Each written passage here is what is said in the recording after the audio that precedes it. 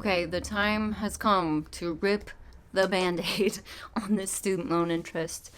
I don't want to do it, but I know it's the smart thing, so I am going to be wiping out all of my accrued interest on my federal student loans today, which currently is $7,022.38.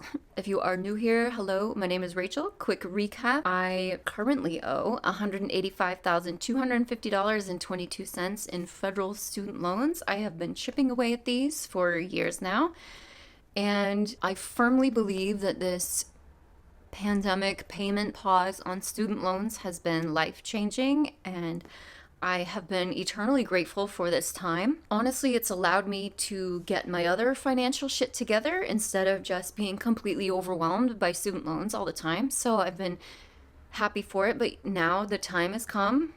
It couldn't last forever, right? So it's time to jump back into paying these suckers starting in September or October. I'm seeing both months, so I'm not quite sure.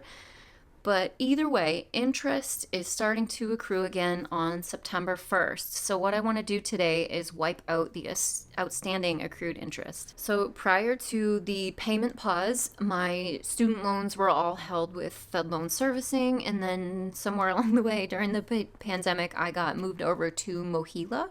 So they're now my student loan servicer. And last week, I believe, I noticed that my repayment plan had changed. I had previously been on an income-driven repayment plan, the revised pay-as-you-earn plan, to be specific. It's my understanding that everyone who was on a revised pay-as-you-earn plan was automatically dumped into the SAVE plan. I don't know if it's the same for all income-driven repayment plans are now going to save to the SAVE plan. I don't know. I only know what's happening with my situation, so definitely check into what's going on with your situation, because there is an important tidbit to the SAVE plan. I'm going to talk about it in a second, but I also know some of you had commented on my video I made last week about this SAVE plan that you had applied for it and hadn't heard yet, but based on the website, they are still processing applications, and they do plan to have every application processed before repayment resumes. So I would say maybe just be patient with them or call if you need to. I'm not sure, but I was just automatically dumped onto the SAVE plan. I was a bit astounded by one of the factors of the SAVE plan, which I made a whole video about last week, but it greatly impacts me, and I think a lot of people too, which is the fact that, quote, per the studentaid.gov website, the plan, the SAVE plan, eliminates 100% of remaining interest for both subsidized and unsubsidized loans after a scheduled payment is made under the SAVE plan. As in, no more compounding, capitalizing interest and watching your loan balance go up month after month because your income is so low, that your payment is so low, that you're not even scratching the surface on the interest that your loans are. And it was like a never-ending nightmare. And it was incredibly discouraging and deflating and just hopeless for myself back when my repayment first started back in 2015.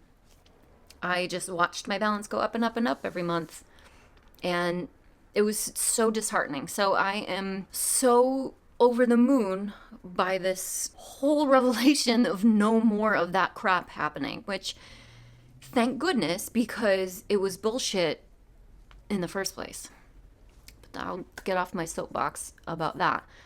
So what I'm going to do is pull up my screen for you guys, and we're going to pay this together. So here I am in my account dashboard, and speaking of watching that loan balance go up, at its highest, I think my federal student loans alone, I would say, got up to maybe 190,000. I don't know for sure, but something like that. But as you can see right here, the amount that I originally borrowed was $141,025, which is disgusting in itself, but yeah, it's just infuriating. That's how much my balance went up. And the $185,250 that I'm at currently is with me paying a lot on them. above and beyond once I actually had the salary to do that. And just to add more to the story, I actually did pay over $25,000 towards these loans, and I got my balance down to just over $160,000 during the pandemic. But then I requested a refund because the debt relief was up in the air and just things were all over the place, and I knew I was leaving my last job, and I was uncertain about life. I requested the refund, and then I actually forgot about it because it was several months later that the checks just showed up in the mail. So I was like, oh, I forgot I did that. So naturally my balance went back up by that 25,000-ish dollars. I was hopeful that I would want to put all of that money immediately back on the loans, but you know what? I don't. My life is different now, and I've changed my investing plan and my whole financial outlook going forward, and trying to have a more balanced approach between life and debt payoff, which I was like steadfastly hardcore in for a while, and it was mentally not the best place for me. And so I'm now finding balance, and I've taken so much grief about requesting or getting the refund and not putting all of that money back on, but I don't care. So if you're about to add to that in a negative way, please save yourself the energy. I just don't want to hear it, and your opinion has no bearing on my personal finances, so thank you, take it elsewhere. But that being said, let's go ahead and make this payment. $7,022.38. Okay, let's do it. Pay a different amount. $7,022.38. Yeah, okay. God, so much money. It's okay. It's okay. We've done this before. We've saved this before. God. That's so much money. Okay, there we go. Confirmation. That better go right to that freaking interest. Okay, so please allow up to 3 business days. That's fine. Okay.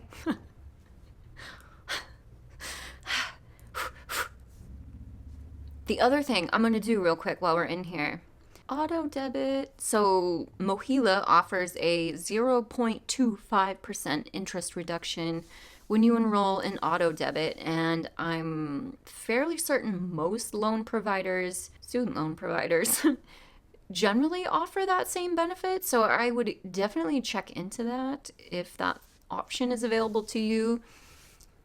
It's not a huge savings, but every little penny counts, okay? Okay, well, that was anticlimactic.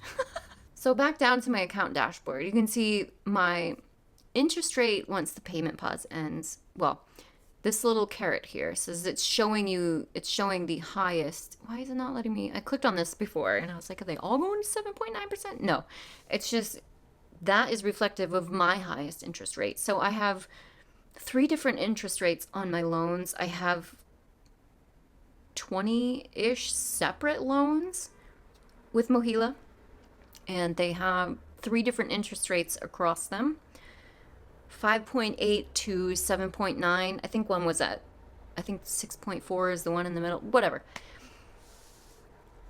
As far as I'm aware, they're going right back to those same interest rates, but I have had comments of other people saying that their interest rates are changing drastically. I don't know anything about that. My interest rates have been the same for the entire life of the loans, so I don't know what's going on with other people's interest rates, and certainly not with private loans. I had my dealings with my private student loans first hot out of the gate back in 2018 and 2019 because I was so angry and disgusted about private student loan servicers, which, if y'all remember the days of Sally Mae, Nelnet, Navient, they can all burn in the fiery depths of hell as far as I'm concerned. But yeah, federal, mine haven't changed, so I don't know. And I think it's because I picked fixed interest rate loans. I don't know, guys. So I'm sorry I can't comment on that. So wow, that's a lot of money. But you know what? I crushed my debt payoff at one point, and it really burnt me out mentally, and it wasn't good. I was not in a good mental place during that time in any aspect of life, not just debt payoff, but I will. I have really big hopes of getting ahead with these now. I have a much lower monthly payment, which is fantastic. So I know I won't be swamped by it. That makes me happy.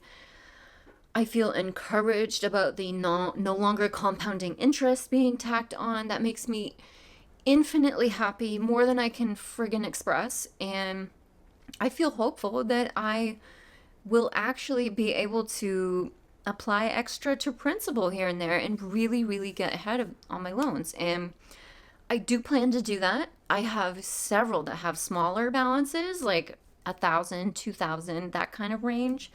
And I can't wait to like knock each one of those out. I get really, really motivated by progress. So I'm a debt snowball girl. I like to attack a small thing at a time as I can, because that's a mental win for me when I can wipe out a whole loan.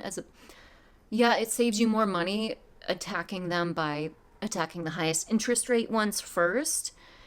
My brain doesn't work that way. I get way more satisfaction and motivation, which in turn translates to me doing more and trying harder, which is the important thing here. By tackling the smaller balances first and wiping those out entirely, that gives me the motivation to keep going. Again, not everyone works that way, but I do what's happy for me up here, because I have let student loans really dominate the scene up here, and it was not okay. It was not okay at all. So if you're in that spot with debt and loans, student loans, whatever, please know, like, I feel you and I sympathize, and you're not alone. Please give yourself some grace, some space. You don't have to be gazelle intense all the friggin' time, despite what so many people try to cram down your throat. I have absolutely been unbalanced prior to the last few months, and it wasn't healthy, but it was necessary at that time in my life. So now I'm in the balance chapter, okay? So we're going into student loan repayment, refreshed, revitalized. I don't know. Just I'm feeling ready to get back into the swing of making payments and getting my head back into progress on my debt payoff journey. And I'm excited for that. I hope you are too. Stick around if you feel like it. Thank you guys so much for watching. I will see you in my next video. Bye.